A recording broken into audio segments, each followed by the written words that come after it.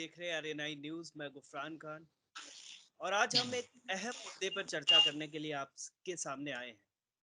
वो मुद्दा है, मोदी सरकार एक कानून ला रही है जिसमें अब जो 18 साल की लड़कियां हैं उनकी शादी 21 साल की उम्र में होगी। हालांकि बहुत से लोग इस मुद्दे का विरोध कर रहे हैं। मुस्लिम पर्सनल लॉ भी इसके विरोध में उतर आया, वैसी ने भी इसका विरोध किया है। इसी मुद्दे पर हमारे साथ चर्चा करने के लिए आज खास मेहमान हैं जिनका तारुफ मैं आपसे कराऊंगा। मुफ्ती शमून कासमी साहब। इनके तारुफ में ये अन्ना हजारे आंदोलन के साथ जुड़े थे और इस वक्त में ministry of minority ministry of affairs member project approval board में हैं ये, और भी कई जगहों पे ये काम कर रहे हैं। सर, आपका बहुत बहुत स्वागत है। थैंक यू, शुक्रिया। मैं आपसे बात करूंगा जो मुस्लिम पर्सनल लॉ बोर्ड इसका विरोध कर रहा है, लेकिन उससे पहले मैं आपसे ये जानना चाहूंगा कि जो 18 से 21 साल लड़कियों की शादी की उम्र मोदी सरकार कर रही है, इससे लड़कियों को कितना फायदा होगा, उनके एजुकेशन में कितना फायदा होगा उनको? नहीं, इसमें जो सरकार ये कानून ला रही है, ये कानून मैं समझता हूँ कि लड़कियों के लिए बहुत फायदेमंद होगा और लड़कियों के लिए नहीं, ये मुस्लिम सोसाइटी को भी एजुकेशन की तरफ लाएगा। और जैसे हजरत मोहम्मद सल्लल्लाहु अलैहि वसल्लम ने कहा और तमाम दानिश्वर ये कहते हैं कि माँ की गोद पहला मदरसा है। जो बच्चा माँ की गोद में सीखता है, वहीं से उसकी इब्तिदा होती है। तो मैं ये समझता हूँ कि जो लड़कियों को एजुकेशन में आगे आने का मौका मिलेगा और वो एक अच्छा मुस्तकबिल उनका बनेगा। तो मैं ये समझता हूँ कि सरकार का ये अच्छा कदम है और हमारे लोगों को, कुछ लोगों को आदत हो गई है कि किसी भी चीज़ की मुखालफत करने की। उनसे अगर पूछा जाए कि भई ना तो इसका इस्लाम में कोई मुदाखलत है, ना शरीयत से कोई छेड़छाड़ है, और क्या हम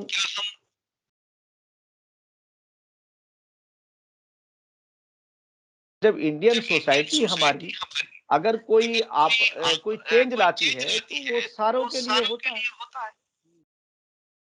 और अगर ये लोग ये समझते हैं कि हमें इस चीज़ की अथॉरिटी किसी ने दे दी है कि हम हर चीज़ की मुखालफत करेंगे, तो मेरे ज़हन में ये आता है कि इन लोगों को सोचना चाहिए कि इनका इनका क्राइटेरिया क्या है? किसने, कहाँ से इन्हें ये सारी डिग्रियाँ मिली हैं?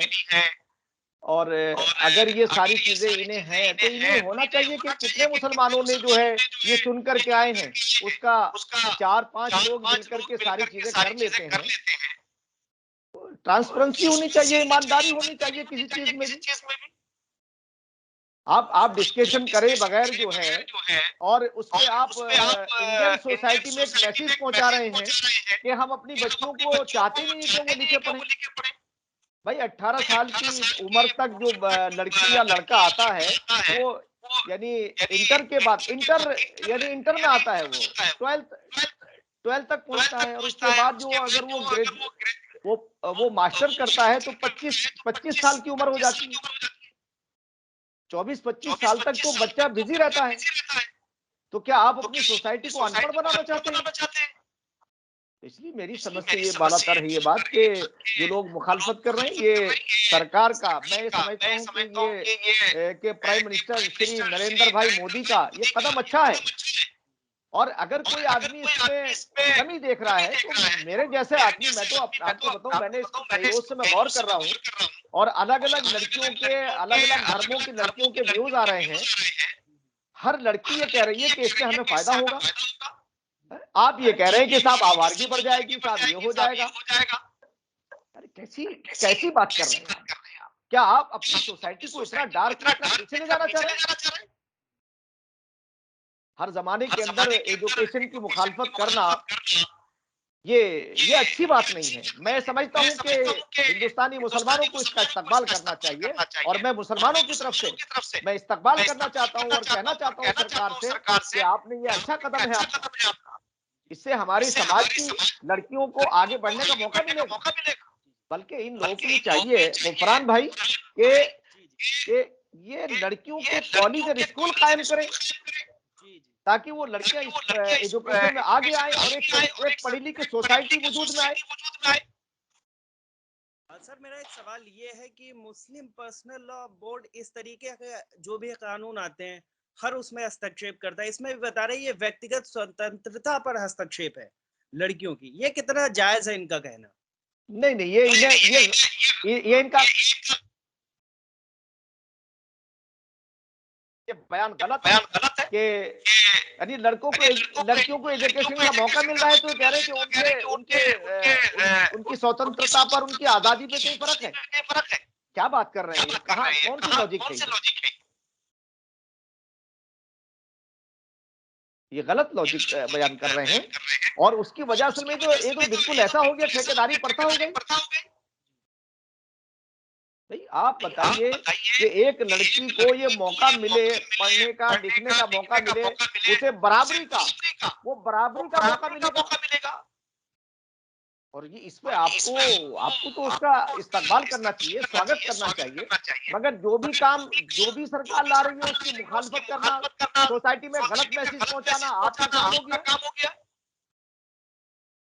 सर ये भी सवाल उठ रहा है कि ओवैसी ने भी बयान दिया था, ओवैसी ने कहा कि 18 साल की जो लड़के या लड़कियां हैं वो बिजनेस कर सकते हैं और उनको अपना नेता चुनने का अधिकार है, तो उनको शादी करने का अधिकार क्यों नहीं? तो ये भी सवाल नहीं है। ओवैसी साहब खुद एक पढ़े लिखे आदमी हैं। जरा आप ये देखिएगा कि उनकी बेटियां, उनकी अपनी बेटी क्या 18 साल के बाद घर बैठ गई है? लिमा तकुलून माला तफालून, कि तुम वो बात क्यों कहते हो जिसे तुम खुद जिस पर अमल नहीं करते हो। इनकी बच्चियां तो पढ़े लिखे हैं और आम मुसलमान जो है उनकी बच्चियां जो है 18 साल के बाद शादी करके बैठ जाए और आप उन्हें नाम दे रहे हैं कि वो आवारगी की तरफ जाएंगी। मिस्टर ओवैसी की बेटी के बारे में अगर डिटेल मालूम करिए तो मालूम हो जाएगा कितनी उम्र में शादी की है। क्यों आखिर ऐसे ये दो मापदंड आप क्यों दोहरा मापदंड क्यों अपना रहे हैं आप? भाई मैं ये सवाल करूं कि जो ये लोग हैं, इन किसी की भी बच्चियां जो ऐसा नहीं है कि वो ना पढ़ रही हो, तो आम मुसलमान की बेटियों को पढ़ने से क्यों रोका जा रहा है?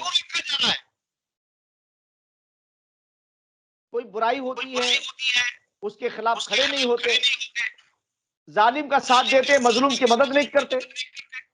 अल्लाह के रसूल सल्लल्लाहु अलैहि वसल्लम का पहला कदम क़ब्ल नुबुव्वत ये था कि हम जालिम का साथ नहीं देंगे, मजलूम की मदद करेंगे। आज जब लड़कियों को जो शादीशुदा है वो जालिम एक शराब पी के तलाक दे देता है, ये उसके साथ खड़े होते हैं। मेरी समझ में नहीं आ रहा है ये मामला कि आखिर जो है, हमने भी शरीयत को पढ़ा है, हमने इस्लाम को पढ़ा है। भाई सोसाइटी में एक अच्छा मैसेज जाना चाहिए। आज सोसाइटी में, हमारी इंडियन सोसाइटी में मैसेज ये जा रहा है कि मुसलमान अपने बच्चों को पढ़ाना नहीं चाहते, और जबकि इनका अमल बिल्कुल खिलाफ है। मतलब आपको मैं बताऊं कि अगर आप इनकी इंक्वायरी करेंगे तो कोई भी इनकी बेटी ऐसी नहीं है जो 25 साल से पहले शादी कर रही है। आप मुसलमानों की बेटियों को 25 साल से पहले शादी करा के उन्हें हाउस वाइफ बना करके छोड़ देंगे।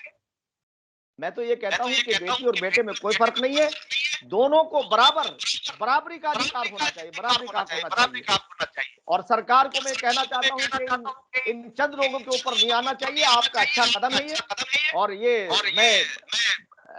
मैं बधाई देना चाहता हूं श्री देश के प्रधानमंत्री श्री नरेंद्र मोदी जी को कि वो ये अच्छा कानून ला रहे हैं, और हम सोसाइटी में बेदारी लाने की कोशिश करेंगे, अवेयरनेस फैलाएंगे हम।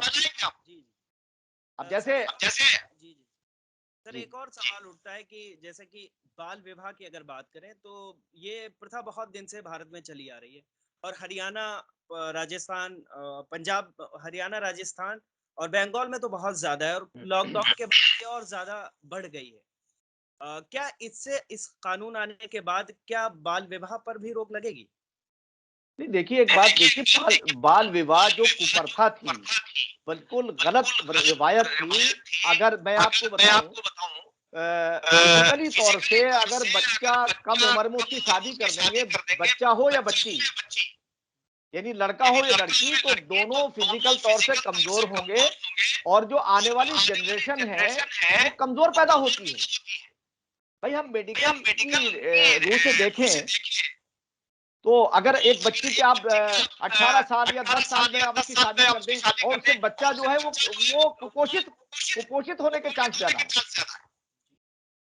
और ये जिस एरिया की जहां की बात करते हैं या अरब की बात करते हैं, अरब का क्लाइमेट अलग है, वहां का खान पान अलग है, उनका रहन सहन अलग है, उनसे किसी तरह से हमारी सोसाइटी को नहीं जोड़ा जा सकता। तो इसलिए मैं ये बात नहीं समझ पा रहा हूं कि आखिर ये किन किन रिवायतों पर अमल कर रहे हैं। अब देखिए एक बात आपको बताएं कि आज जिस चीज की जरूरत है, मैं प्रोजेक्ट अप्रूवल बोर्ड की बात में करूं, माननीय हमारे मंत्री श्री मुख्तार अब्बास नकवी साहब, उन्होंने 3-4 ऐसे प्रोजेक्ट को लेकर के आए हैं। यानी सरकार ने शुरुआत कराई कहे की हुनर हाट, जिसमें हमारे जो हुनरमंद लोग हैं उनका सारा जो हुनर है वो सामने आ रहा है लोग, और उससे वो अपनी जिंदगी को अच्छा बना रहे हैं। नंबर 2, नई उड़ान, उसमें सरकार फ्री कोचिंग करा रही है। और तीसरा जो है कोचिंग के साथ साथ स्कॉलरशिप है, वो 5 करोड़ बच्चों को स्कॉलरशिप देना, लड़कियों को स्कॉलरशिप देना। ये नकवी साहब ने एक इतना अच्छा इनिशिएटिव है उनका, और सरकार के ईमा पर है ये सब। अब अप्रूवल प्रोजेक्ट की मैं बात करूं बोर्ड की, तो उसमें 1.5 लाख के करीब टीचर हैं उसमें ऑल ओवर इंडिया। 50,000 टीचर जो हैं वो यूपी में हैं, और मदरसे में मॉडर्नाइजेशन के लिए यानी सामाजिक एजुकेशन के लिए 2 टीचर दिए जाते हैं। उसके अभी 174 करोड़ रुपए अभी अल्पसंख्यक मंत्रालय श्री नकवी जी के नेतृत्व में वो जारी किए गए हैं। और जो उनके ड्यूज थे, जो उनके अलग अलग जो प्रोजेक्ट उन्होंने भेजे हैं, उन सबको मंजूरी दे दी गई है। कुछ पिछले ड्यूज रुके चले आ रहे थे, मैं समझता हूं कि वो सारे के सारे वो सब चले जाएंगे। और यहाँ से पैसा रिलीज हो चुका है, 174 करोड़ रुपए उसमें रिलीज किया है अल्पसंख्यक कार्य मंत्रालय ने। तो नकवी साहब इसके लिए हमारी तरफ से शुक्रिया के मुस्तहिक है। तो इसलिए मैं मुस्लिम पर्सनल लॉ बोर्ड से और ओवैसी साहब से और अन्य विद्वानों से कहना चाहूंगा कि आप मुस्लिम लड़कियों को आगे आने दीजिए, इससे समाज में सुधार आएगा और एक सोसाइटी, एजुकेटेड सोसाइटी बनेगी। जी जी सर, एक और सवाल, आखिरी सवाल आपसे लेते हैं। एक सवाल उठता है कि ठीक है, ये कानून आ रहा है और ये सब चीजें आरोप प्रत्यारोप एक दूसरे पर लग रहे हैं। आप इस्लाम के भी जानने वाले, अच्छे इस्लाम के जानने वाले, मैं आपसे एक सवाल करता हूँ कि इस्लाम में शादी की क्या उम्र है, क्या बताई गई है हमारे दर्शकों के लिए, अगर आप बताएं। नहीं देखिए, इस्लाम में एक निजाम हयात है वो, और निजाम हयात ये है कि आपको सोसाइटी में किस तरह से रहना है और क्या आपका स्टेटस होना चाहिए, और उस स्टेटस को बनाने के लिए आपका बच्चा जब पैदा होता है तो पैदा होने से उस बच्चे की देखभाल की जाती है। उसे आपको मैं एक इस बीच में बताऊं कि हजरत उमर के दौर में, हजरत उमर रजी अल्लाह अन्हु के दौर में जो वजीफा जारी होता था कि हर बच्चे को, तो 2 साल पहले बच्चे को दूध छुड़ा दिया जाता था। तो जब हजरत उमर रजी अल्लाह अन्हु को मालूम हुआ कि इससे तो हमारी जनरेशन जो है, हमारी नस्लें कमजोर होंगी, तो उन्होंने पैदा होते ही वजीफे का ऐलान कर दिया। तो इसलिए मैं आपको ये बताऊं कि बालिग होने के बाद शादी करने का यानी शरई तौर से उसे हक है, मगर जो उसके वारिसीन हैं, उनके जो वालिदैन हैं, जो हमारी सोसाइटी है, उसमें बच्चे को अपने पैरों पे खड़ा करने की ये उनकी जिम्मेदारी बनती है। और जब जिम्मेदारी बनती है तो शरीयत में बिल्कुल भी कहीं आपको रोका नहीं है। इसका मतलब तो ये है कि आपने बच्चे जो है, लड़कियां इसलिए आप पैदा करेंगे, ये कि बस वो बालिग हुई और आपने उसकी उम्र भी नहीं देखी और आपने शादी कर दी। जैसे हैदराबाद के अंदर मैं आपको वैसे हिसाब से कहूंगा कि उसमें थोड़ा तवज्जो करें कि वहां मैंने ये देखा हैदराबाद की कि उनकी उम्रें यानी लड़की की उम्र जो है वो बालिग भी नहीं है और जिससे शादी निकाह कर रहे हैं वो 80-80, 70-70 साल के लोग जो बाहर सऊदीया से लोग आते हैं। ये गलत रिवायत है। कहाँ इस्लाम का हिस्सा है? आप इतने डिफरेंसेस पैदा कर रहे हैं और फिर आपको मैं बता दूं बिल्कुल ये आपसे मैं वादे करना चाहता हूं कि इस्लाम चाहता है एक अच्छी साफ सुथरा माहौल चाहता है, उखुवत और भाईचारा चाहता है।